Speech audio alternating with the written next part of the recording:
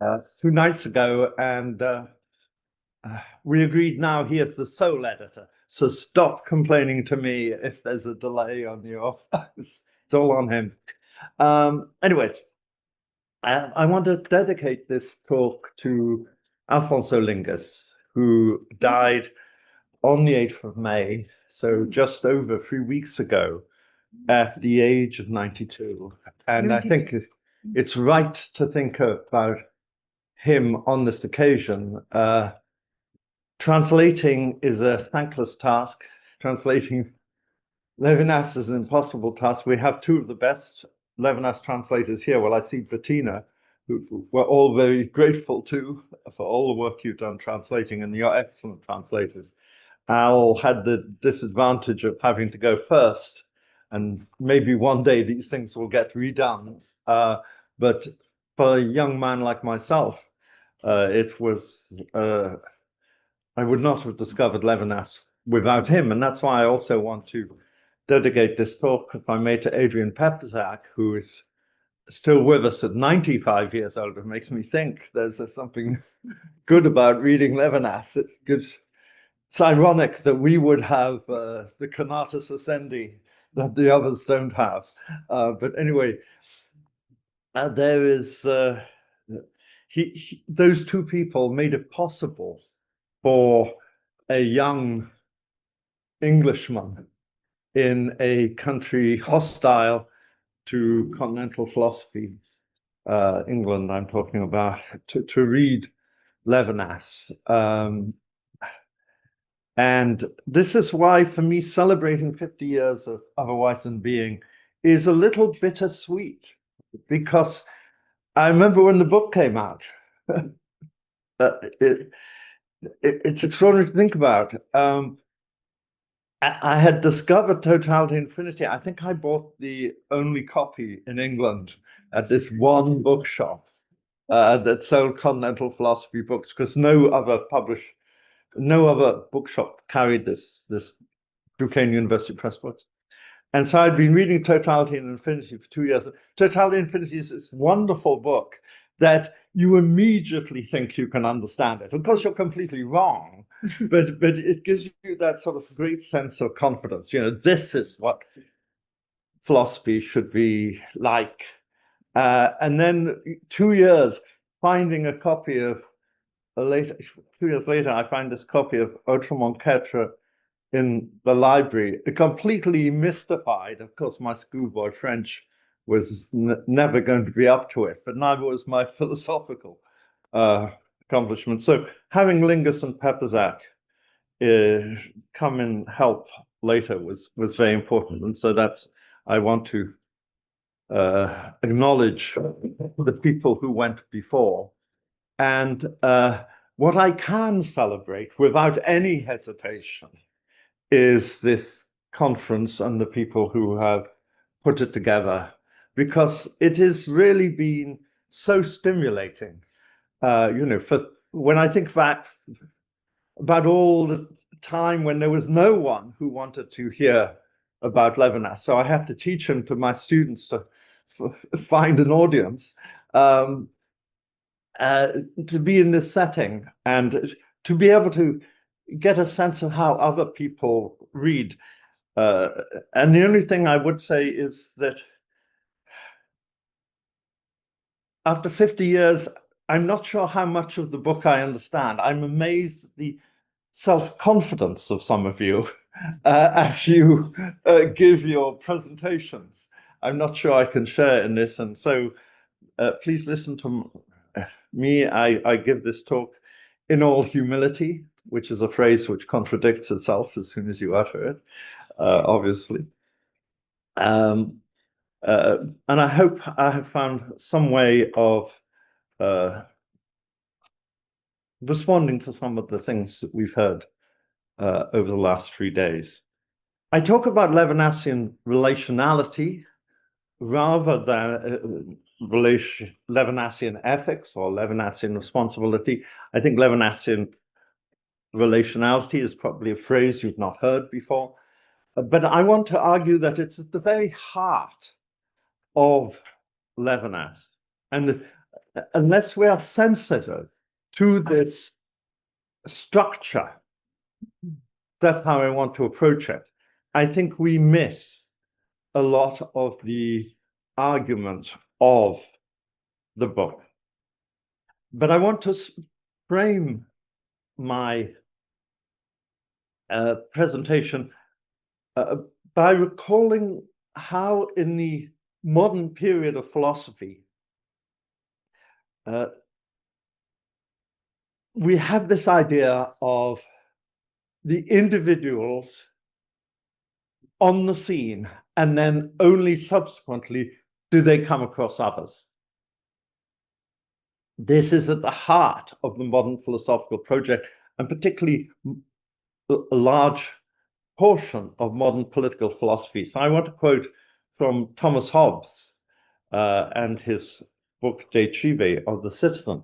He said, and this is the methodology of the social contract theory, consider men as if but even now sprung out of the earth, and suddenly, like mushrooms, I like that bit, suddenly, like mushrooms, come to full maturity without all kind of engagement to each other.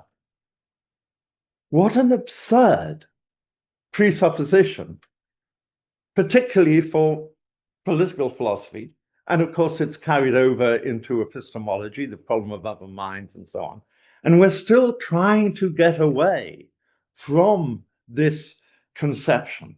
Phenomenology, even though methodologically it seems to start with the individual, was in the 20th century one of the places where alternatives were presented with Edith Stein and Max Scheler, and then in subsequent generation, people like Alfred Schutz with his basic we relation.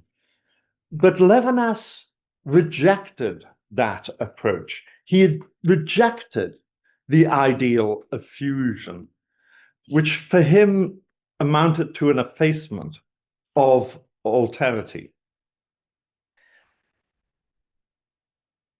Instead, he drew on or found some kind of brotherhood, perhaps, with Martin Buber. And his idea, in the beginning, is the relation, 1923. Now, Levinas was always critical of Buber, always trying to maintain a distance from Buber because of the lack of ethics, because it was seemed too mystical, because there was no asymmetry. But it's interesting that the first objection that he raised against Buber was in 1947 in Time and the Other, where he claimed that Buber had underestimated the ineluctable character of the isolated's subjectivity. And so you have Levinas drawn to this idea of the relation and the primacy of the relation, so it seems, and at the same time saying that Buber, who advocates the primacy of the relation, forgets isolated subjectivity. And it's this tension or paradox, there's almost this contradiction, I would say, that marks the whole of Levinas's itinerary and governs how he thinks about relationality.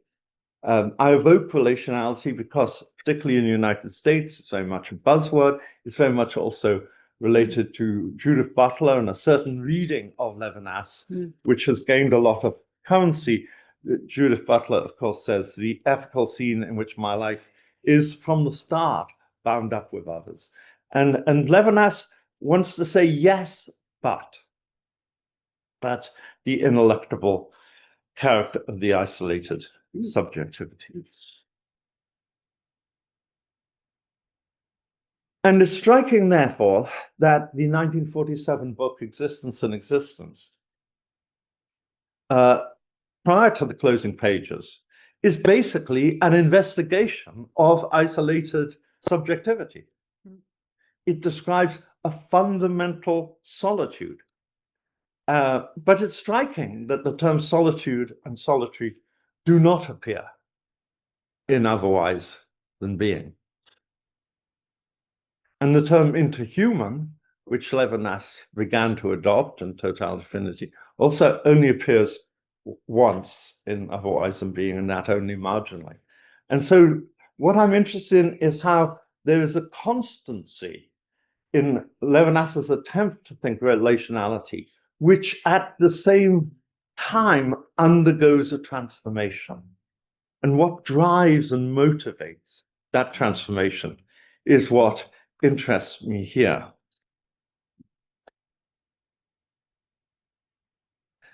Now, at the heart of Existence and Existence, and we heard this phrase from Thierry Rouvet, I think, in the discussion, there is this idea of the duality of me and self.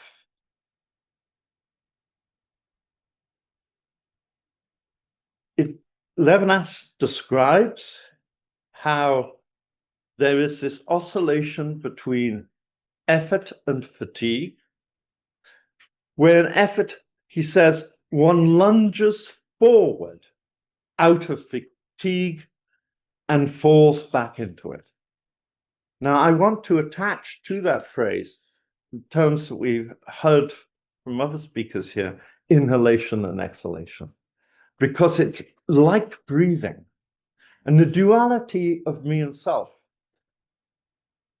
the sense in which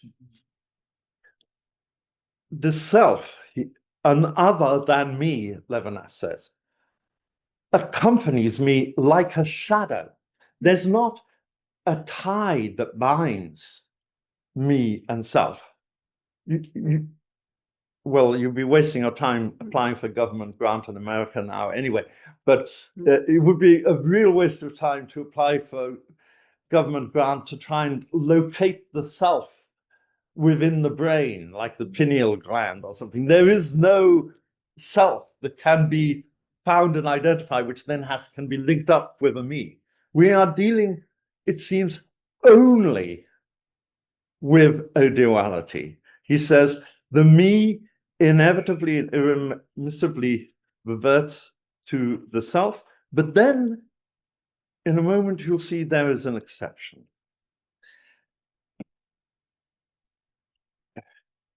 And there is an exception in part because we also enter into the world. The point of the duality of me and self and existence is to get behind Heidegger's being in the world. So there is already in this text of 1947 what in God, Death and Time he will call the prehistory of the me. That when we enter into the world, as it were, as a me or a Dasein, either it is as a subject in relation to objects or the external world, as we heard yesterday morning, and then that is a link to be made, or alternatively, we are already beings in the world. So we are either separate or we are already in relation. And you're beginning to guess that I'm going to say, for Levinas, it's neither and both. And it's this complex structure that we're trying to understand.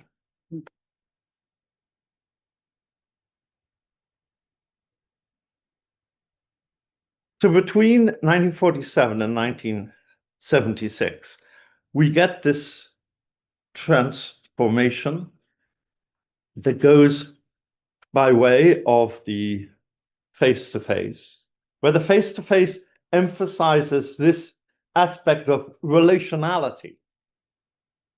But although the I is challenged, we hear very little. There is a little, but we hear very little about the duality of me and self.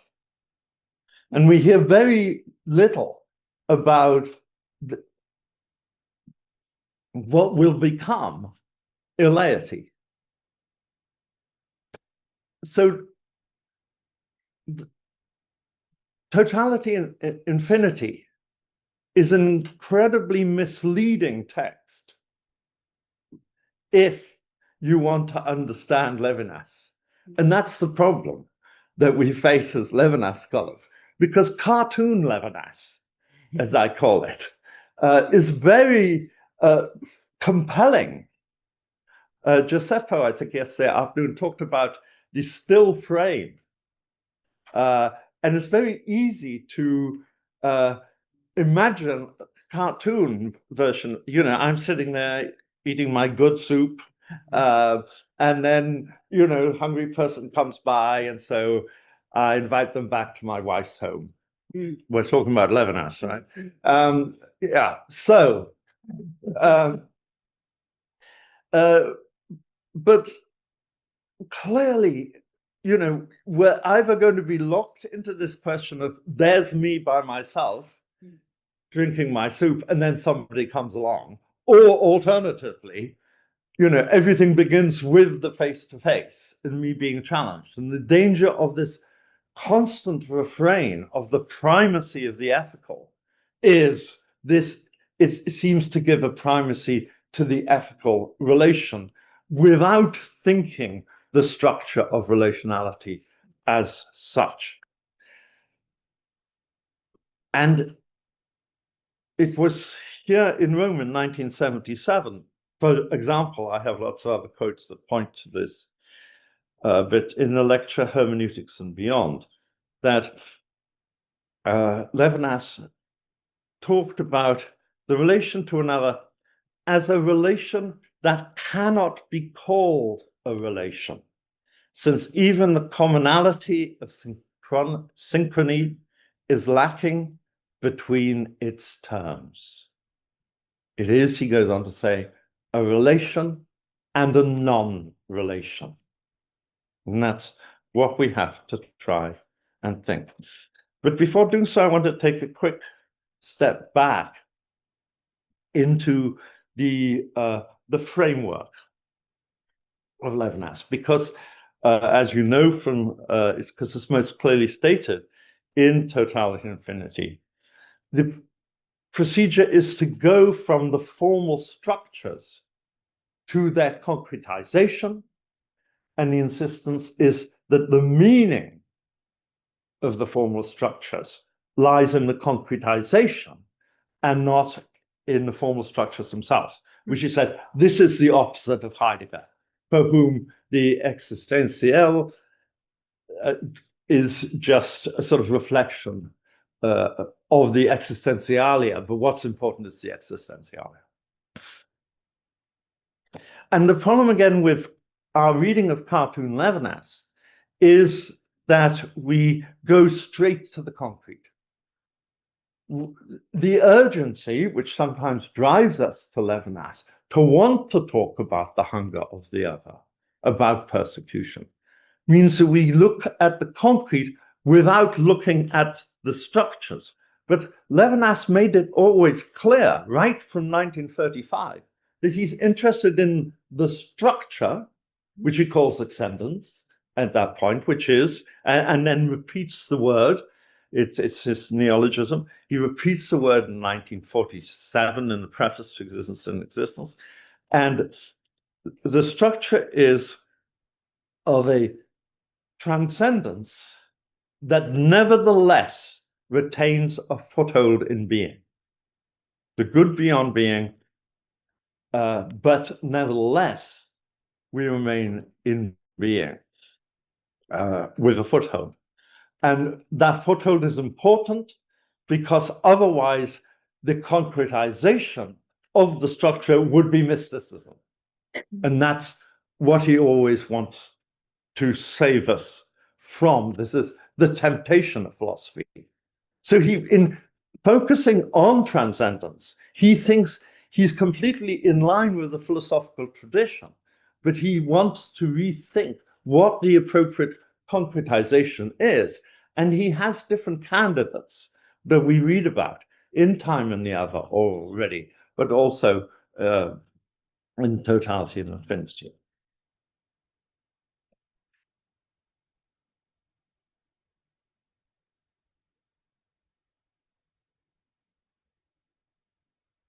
And in Totality and Infinity, he tells us that the relation between the being here below and the transcendent being that results in no community of concept or totality is what he calls a relation without relation.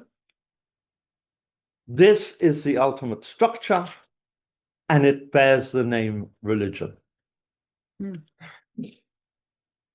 Yet, nevertheless, the precondition, which is also what it makes possible, is separation. The atheist separation is required by the idea of infinity. And that's the sense in which the relation to the infinite truth face to face is predicated on an atheist separation which is outside the face to face relation. So that's the first thing, the formal structure, the ultimate structure, he says. And the question is going to be, well, how does that ultimate structure appear within otherwise than being?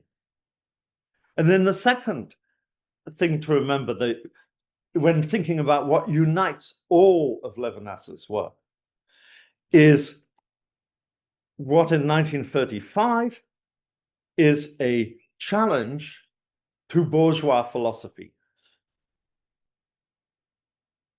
Because he names as characteristic of bourgeois philosophy the I that is self-sufficient, like a mushroom. Porcini, definitely porcini.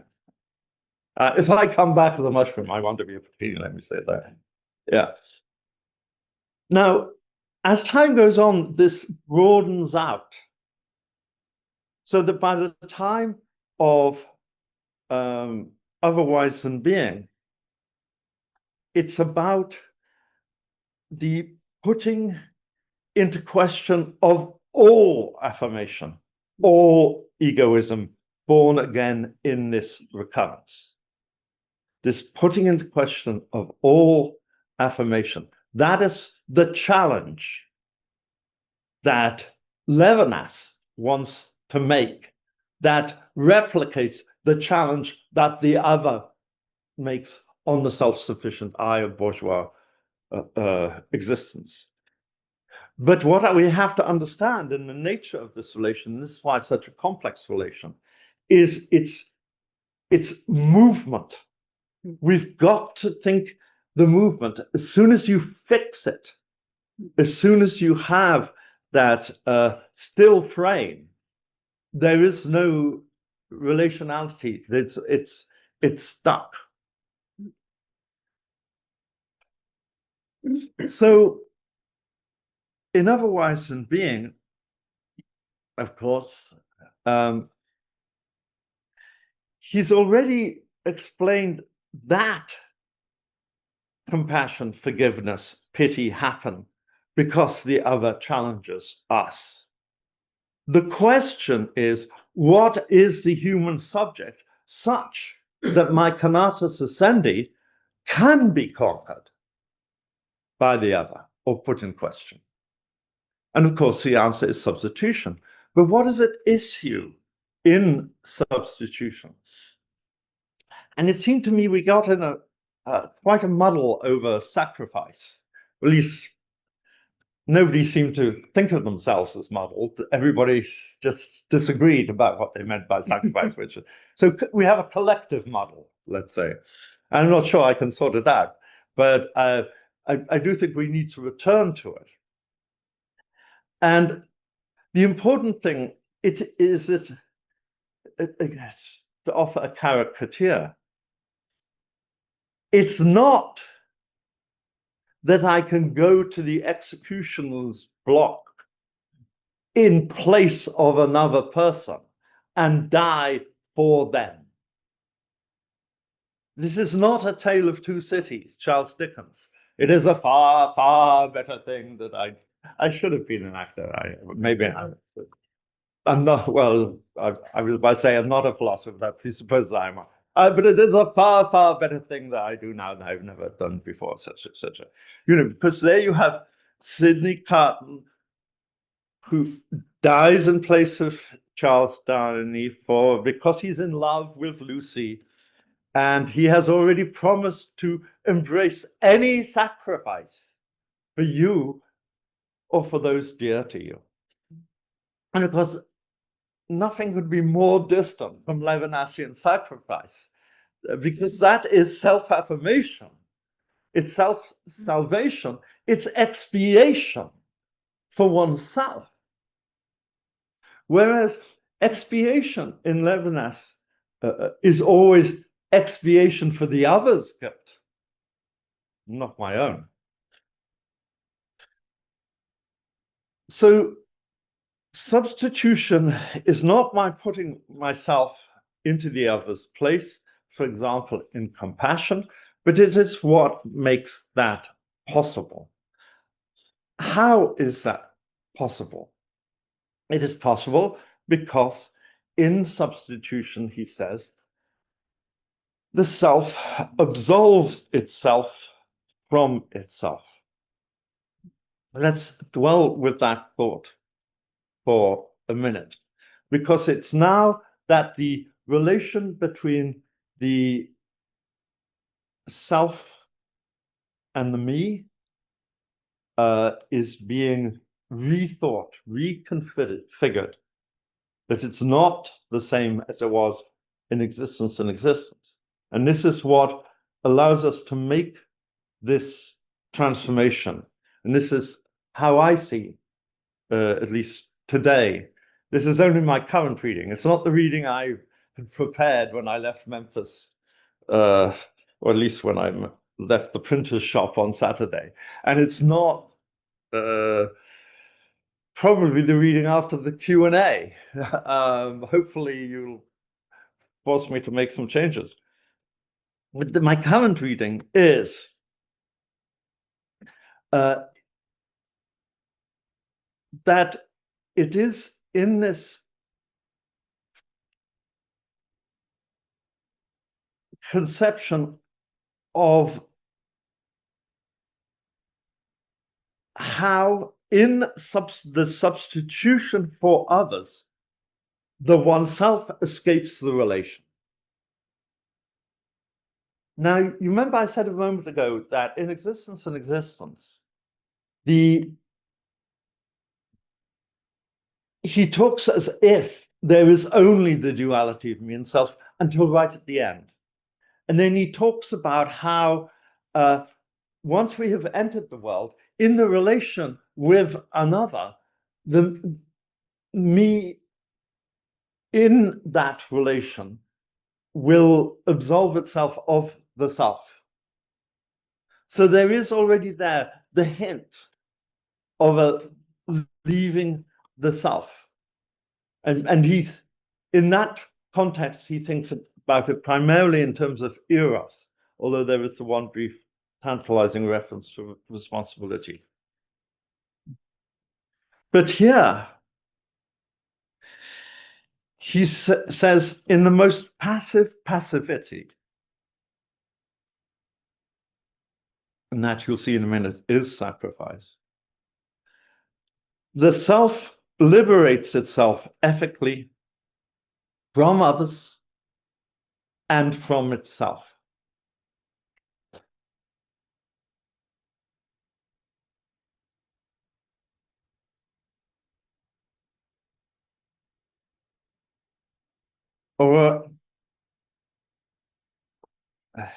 And here there is the continuity with existence and existence, where he says that reaching the other is the event of the most radical rupture of the very categories of the me, for it is me to be somewhere else than in the self, right? But now we have a different self. Because the self of otherwise than being is not the self of an isolated subjectivity. It is the self of the one or the other. And as Richard reminds us, we must never say for the other. It is always the one for the other. And the one for the other is, as he says, a contradictory trope. It's not contradictory only because it contradicts received wisdom, that it contradicts Hobbesism, it contradicts conatus ascendi. It is contradictory in and of itself. In the same way, and because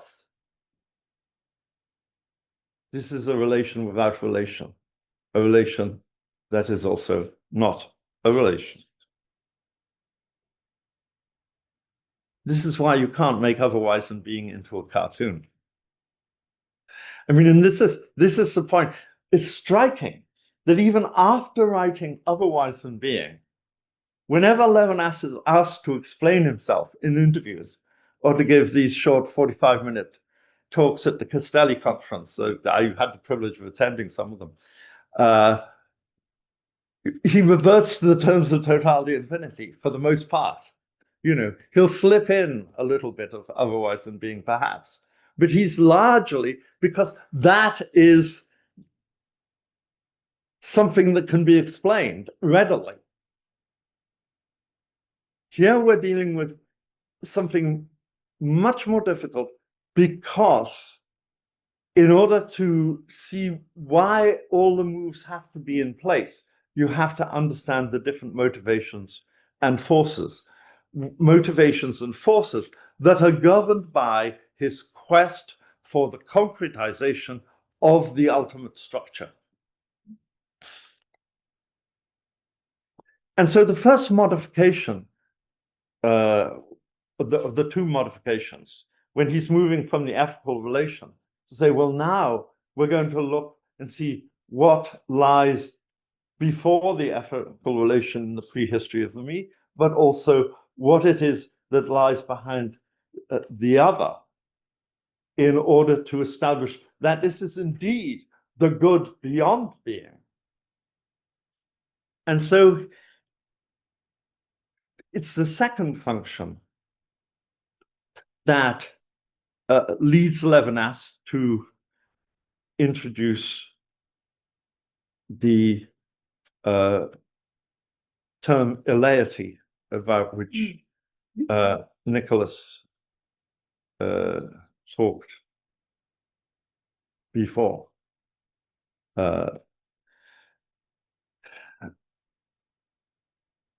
And eleity is, well, Nicholas called it a placeholder, but I think it needs more weight than that. And this is why I'll go with Catherine Challier's phrase that she offered, the absence from which the face arises, right? And as he explains in God, Death, and Time, and then we can read it back into Otherwise Than Being,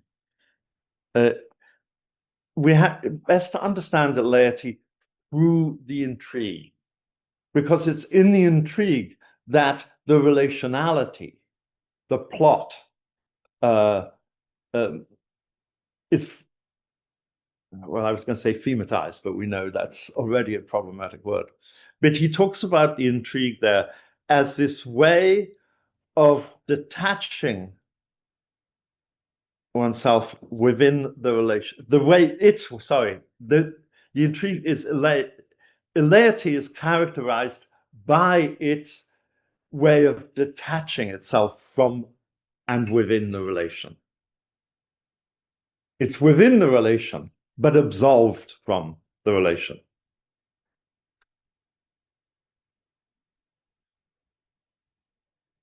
And the same word intrigue is used to say the concretization of the formal structure. that in this relation, a me, this is not an ego, it's not a moi capitalized M, but a little m moi, is released from the self by the command that comes from beyond the other, so as to respond to the neighbor. Let me say that again.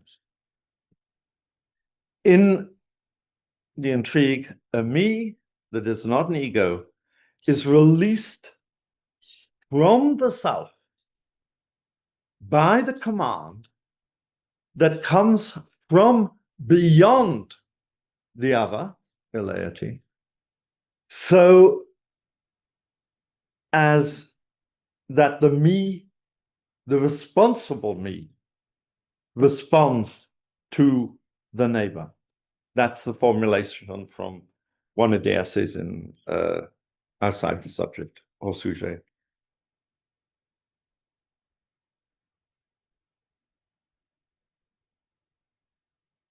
Now, eleity complicates everything. And just one indication of that complication. In the chapter on proximity, the third chapter, Levinas poses what sounds like an innocent question. Does relation here become religion? And then by the second section of chapter 5, as Nicholas reminded us on the first day, he said, Levinas writes, one is tempted to call this intrigue religion. One is tempted. It is not until the final section of chapter 5 that he can finally answer the question posed 100 pages earlier and say, this relation is religion. Because only in terms of the elucidation of eleity is the relation, the ultimate structure fleshed out. So what he could do in a single sentence in Total de Infinity takes 100 pages in Otherwise Than Being, to enable us to understand how eleity is this ordering of the one to responsibility.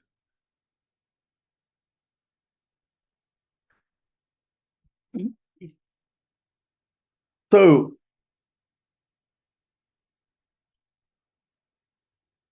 what is this Levinasian relationality about which I speak that subtends Levinasian responsibility? Why must we go by way of relationality and not immediately talk about responsibility?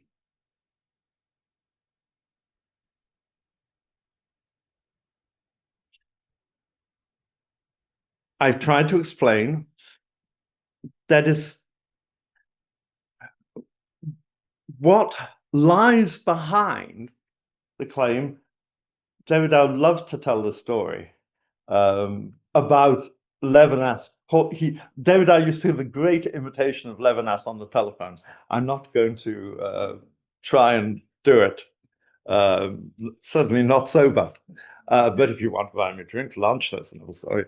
But yes, of Levinas calling him up and complaining. He says, why does everybody talk about my work in terms of ethics? I don't talk about ethics, he says. I don't talk about ethics. I talk about the holy. And the holy is the ultimate structure, the good beyond being, once eleity is built in, but also absolved from it. So without eleity, there's no Levinasian relationality, properly speaking. Without, so this is why I worry a little bit about, the placeholder. It's not Hans Ding an sich or something that we can pretend Yeah, oh yeah, we got that. But it's not really doing any work here. It's doing a lot of the work, and yet at the same time, I maintain my foothold in being, and I maintain my foothold in being for one thing, and this is why sacrifice, and this is why giving is the concretization, or one of the concretizations of this Levinasian relationality, is I can't approach the other with empty hands. And that is why Eros doesn't cut it. I have to give. And that means I give something. Or rather, I find that I have already given, because to suggest that I give is still too active. And that's the other side, the second side of this relation without relation as thought in other ways than being. And it is the harder part to understand, even harder than laity, because of the level of complexity of the different relations at work here. To put it another way, the duality of me and self in existence and existence becomes, by the time of the essay Sans Identité, a gap, an écart, a difference between the me and the self.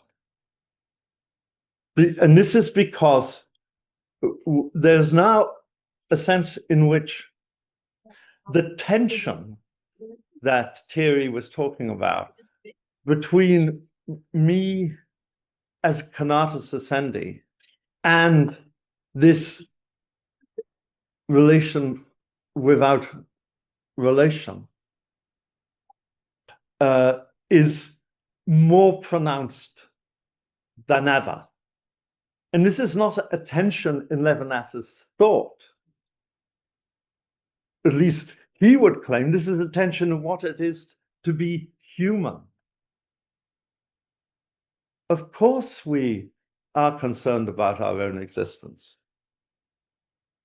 Otherwise, giving the food out of my mouth to the other would mean absolutely nothing at all. That's why giving your surplus is not a gift at all.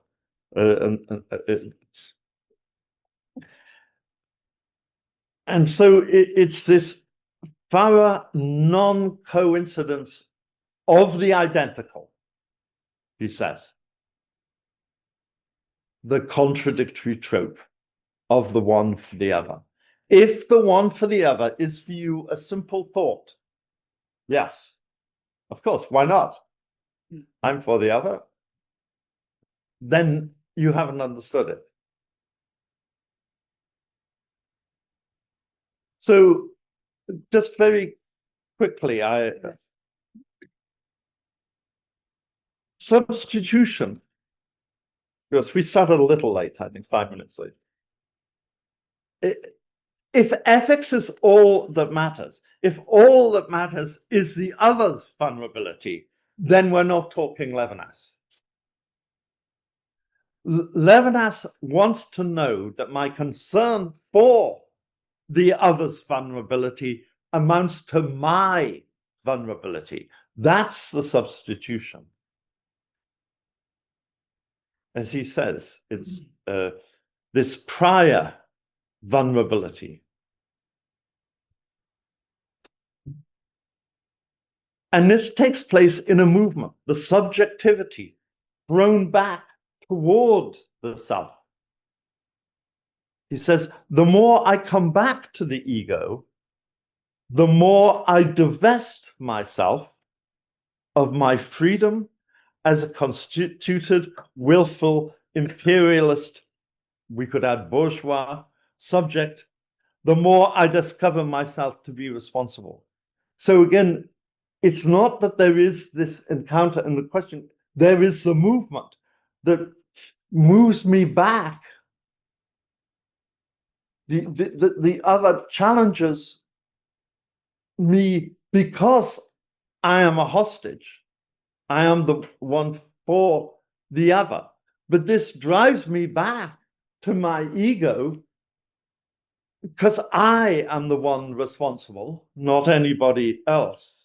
But this divests me of that bourgeois self that is concerned only for itself and thinks of itself in isolation. And it's in that I'm in the self through the others. And that's a movement, not a state. And so this is why, just to pick up on one other thing that came up, the question of persecution. Perhaps I shouldn't mention this because it's hard to deal with quickly. But to say this, of course he's interested in the other's persecution, just as he's interested in the other's vulnerability and the other's hunger. But that's not what he's talking about, because he's operating at a different level, the level that makes possible those other things. And that is why he says, always, he loves this phrase, only the persecuted can be responsible. Why? Because responsibility happens as persecution by the other. People have trouble with this thought, but once you understand the structure that is sustaining it and the levels within the operation of that structure, it makes sense why he says that, and why he also says that without persecution, the ego raises its head and covers over the self, right?